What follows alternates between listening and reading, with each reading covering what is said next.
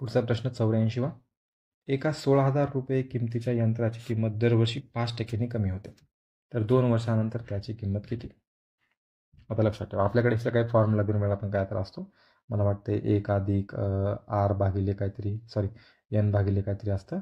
आरच असतं, आर भागिले 100 आणि ह्याचा वर्ग एन असं असतं काहीतरी. मग आर इथं रेट ठेवायचा, भागिले 100 करायचं, इथं अधिक 1 करायचं आणि इथं 2 करायचं. म्हणजे 2 वर्ष, 3 वर्ष असले की त्याचा घन करा, 4 वर्ष म्हणले की 4 पट करा. किती अवघड जातं सोडवायला. त्यापेक्षा एक सोपी पद्धत अशी असते, 5% म्हणजे 5 भागिले 100 एवढं माहिती आहे आपल्याला. त्याला जर सॉल्व केलं तर आपण काय भेटते, 1/20. 5 एक 5, 5 दुनी 10. इथंपर्यंत आलो आपण. 1/20चा अर्थ काय, 20वर 1 बदल होतोय.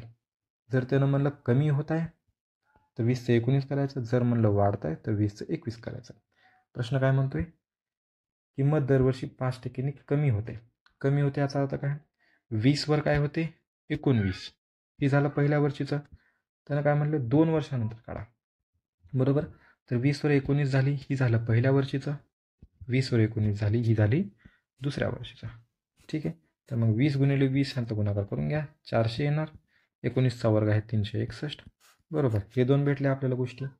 आता तो काय म्हणतोय, 2 वर्षानंतर त्याची किंमत किती काढायचं आपल्याला. 16,000 रुपये किमतीचा यंत्र आहे, 16,000 रुपये त्याची किंमत आहे असं म्हणतोय. बरोबर.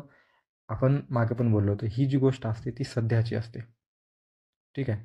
आणि ही जी गोष्ट असते ती बदलमधली असते. बदल इन द सेन्स, तुम्ही कधी कधी तुम्हाला मागचं पण विचारता आणि पुढचं पण विचारता.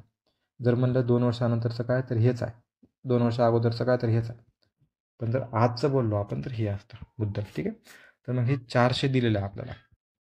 400 आलं आहे आपलं, पण प्रश्न म्हणतोय 16,000 रुपये किंमत आहे त्याची. तर ठीक आहे, 400 बरोबर 16,000 ठेवू आपण. 0 सगळे काढून द्या, तर आपल्याला भेटेल 1 बरोबर 40. 1 बरोबर 40 भेटलं. तर मग त्याची आजची किंमत किती आहे बदलानंतर, 361. पहिले 400 होती. तो म्हणतोय 5% कमी झाली प्रत्येक वर्षी. तर मग 2 वर्षानंतर कमी होऊन त्याची किंमत किती झाली, 361. कमीच झाली ना किंमत. 400 पासून 361 आले म्हणजे कमीच झालेली आहे.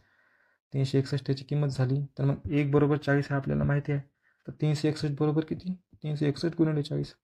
त्याचं येणार 14,440. ठीक आहे. याचं उत्तर येणार 14,440 रुपये, ऑप्शन 3.